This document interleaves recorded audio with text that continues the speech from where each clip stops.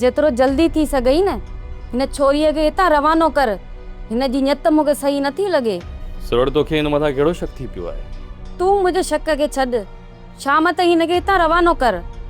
मां कोमल खे हितां वञण जो चवां या न चवां, पर हू हिते राति कोन रहे। हिन ई वरी उन जो पीउ हिते हुनखे राति रहण ॾींदो? पोइ तव्हां छा सोचियो आहे? ही तोसां शादी कोन कंदो, तो ॿुधो न? सोरठ ही तूं छा थी चवीं? उहो सच जेको हिन जी नियत में आहे। छा तव्हां महिमाननि सां ईअं पेश ईंदा आहियो चाकर खान? मां तुंहिंजी घरवारी खे दावत ॾियां थी, हिकु चकर हिन खे असांजे घर मोकिल त मां हिन खे महिमानी जा आदाब सेखारे छॾियां त महिमाननि जी ख़िदमत कीअं कबी आहे। तो हिन खां सवाल कहिड़ो कयो? सिर्फ़ मूंखे इहो ॿुधा। मां सोणी खे पाण सां वठी वञणु चाहियां थी, इहो चाकर खान खां पुछा कयो।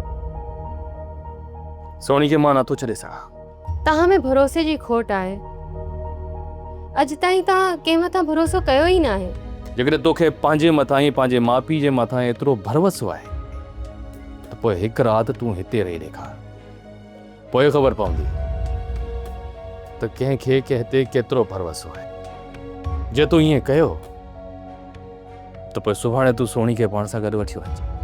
अॼु राति मां तव्हांजी महिमान आहियां, पोइ तूं पंहिंजो वाइदो न विसारजांइ चाकर खान।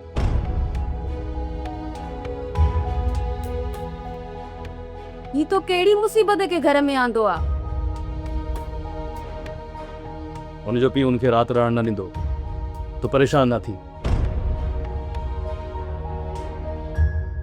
सब्सक्राइब कयो असांजो official YouTube channel Sindh TV HD drama ऐं वधीक अपडेट लाइ बेल आइकन खे क्लिक करियो।